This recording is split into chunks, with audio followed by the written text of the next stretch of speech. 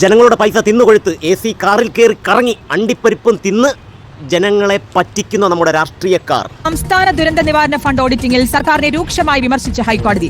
മുണ്ടക്കൈ ചുരൽമല ദുരന്ത സഹായത്തിൽ കേന്ദ്രത്തെ കുറ്റപ്പെടുത്തുന്നത് അവസാനിപ്പിക്കണം. ഫണ്ടിൽ എത്ര ബാക്കിയുണ്ടെന്ന് പോലും അറിയാത്ത സർക്കാർ ആരെയാണ് വിഡ്ഢിയാക്കുന്നതെന്ന് കോടതി ചോദിച്ചു. കണക്കിൽ വ്യക്തത വരുത്താൻ സാവകാശം തേടിയ സർക്കാരിന് വ്യാഴാഴ്ച വരെ കോടതി സമയം അനുവദിച്ചു.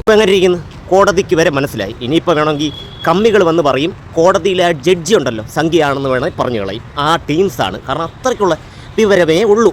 ഞാൻ അതും പറഞ്ഞു കളയും. കോടതി വേണമെങ്കിൽ സംഖ്യ എന്ന് പറഞ്ഞു കളയും. ഞാൻ അന്നേ പറഞ്ഞതാ, ആരും 5 പൈസ കിട്ടരുത്, മുക്കും നേരിട്ട് കൊടുക്കാനുള്ളവർ നേരിട്ട് കൊടുക്കണമെന്നൊക്കെ പറഞ്ഞതാണ്. പക്ഷേ ആരും കേട്ടില്ല. എനിക്കെതിരെ കേസ് കൊടുത്തത്. എന്തുമായാലും കേരളവും കൊള്ളാം, കേന്ദ്രവും കൊള്ളാം, പിന്നെ പ്രതിപക്ഷം ചുമ്മാ ഒരു പേരിന്. ഇത്രയേ ഉള്ളൂ. എല്ലാം നാട്ടുകാരെ നമ്മളെ പറ്റിക്കാൻ ഏത് വിധത്തിൽ പറ്റിക്കാൻ പറ്റുന്നു ആ വിധത്തിൽ ഇവന്മാരെല്ലാവരും പറ്റിക്കും നമ്മളെ. വല്ലാത്തൊരവസ്ഥ. കോടതിക്ക് വരെ മനസ്സിലായി കള്ളനാണ്.